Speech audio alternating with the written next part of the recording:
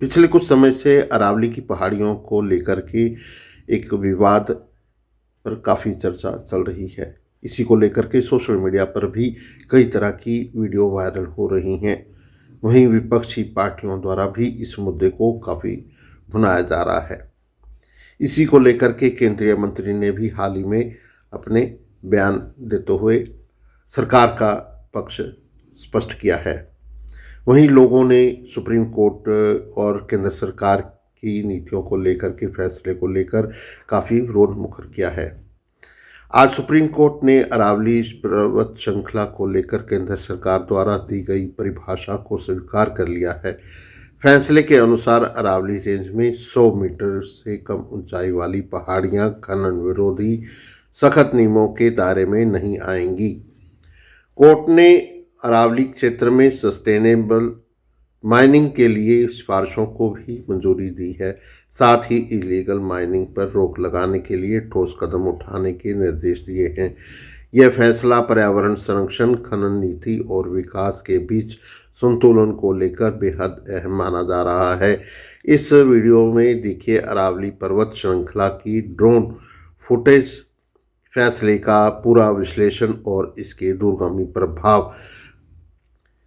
इस अरावली क्षेत्र की खनन की पहाड़ियों जो 100 मीटर से कम है कि खनन की खुदाई को लेकर के पर्यावरणविदों ने और विपक्षी पार्टियों ने और यहाँ के चारों राज्यों के लोगों ने भी सरकार के इस फैसले को और केंद्र सरकार सुप्रीम कोर्ट के फैसले को लेकर विरोध मुखर हुए हैं।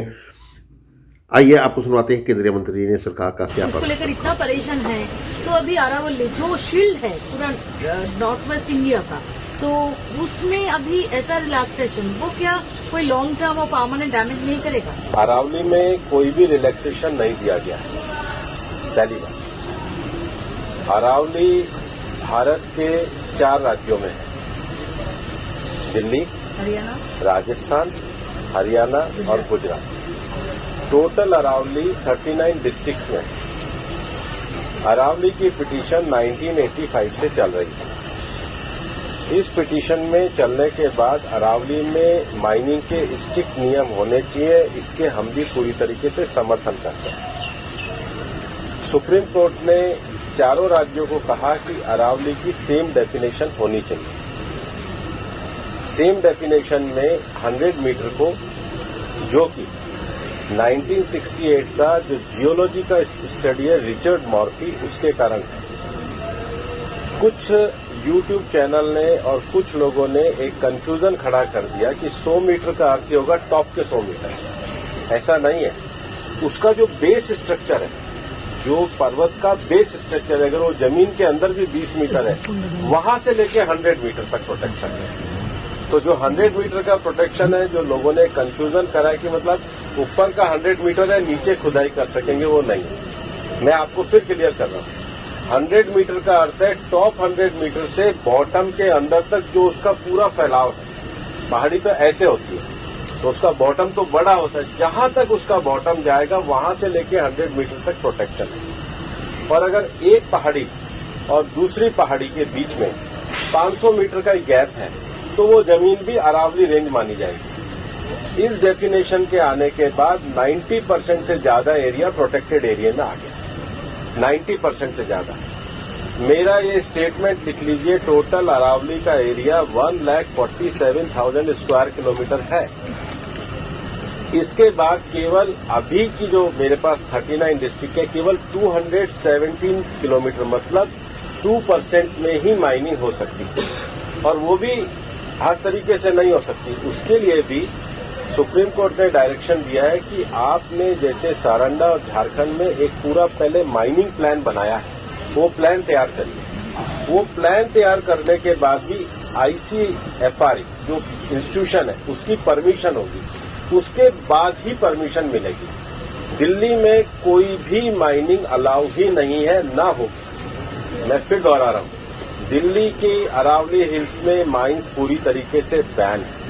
अरावली में लगभग 20 से ज्यादा फॉरेस्ट रिजर्व, प्रोटेक्टेड एरिया वो एज इट इज रहेंगे।